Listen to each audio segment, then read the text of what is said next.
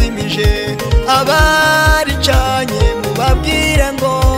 umwami Yesu yarangije kurizimya ryatanura Yesu yararizimije nimuhumure Yesu yararizimije abaricanye mubabwire ngo umwami Yesu yarangije kurizimya ryatanura Yesu yararizimije nimuhumure Yesu yararizimije abaricanye mubabwire ngo umwami Yesu yarangije kurizimya ryatanura Yesu yararizimije nimuhumure Yesu yararizimije abaricanye mubabwire ngo umwami Yesu yarangije kurizimya yamaze kwica Yakobo anezeza abayuda yongeza Petero siko bizaguma nta n'uwabimana itakura umuntu n'intwari we n'intwari mu ntambara wa muvuduko w'ibiduhiga umwami wacu Yesu yarawucogoje uyu muriro wabuje nawo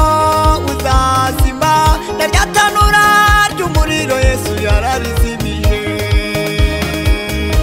ryatanura Yesu yararizimije nimuhumure Yesu yararizimije abaricanye mubabwire ngo umwami Yesu yarangije kurizimya ryatanura Yesu yararizimije nimuhumure Yesu yararizimije abaricanye mubabwire ngo umwami Yesu yarangije kurizimya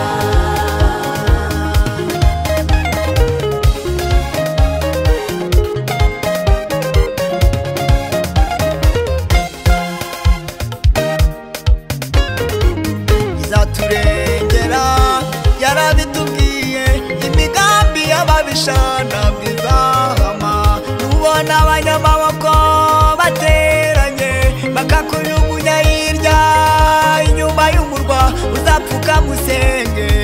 uyibutse imibyizi umwana w'umukiranutsi ntabwo azicwa n'inzara ryatanura Yesu yararizimije nimuhumure Yesu yararizimije abaricanye mubabwire ngo umwami Yesu yarangije kurizimya ryatanura Yesu yararizimije nimuhumure Yesu yararizimije abaricanye mubabwire ngo umwami Yesu yarangije kurizimya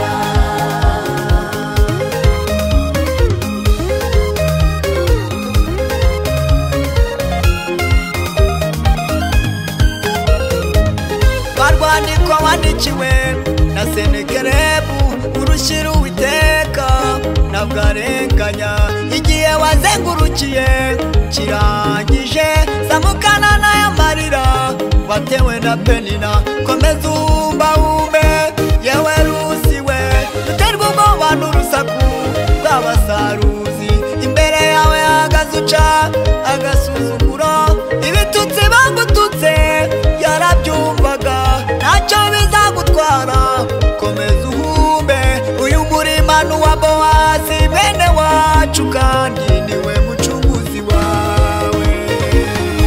ryatanura Yesu yararizimije nimuhumure Yesu yararizimije abaricanye mubabwire ngo umwami Yesu yarangije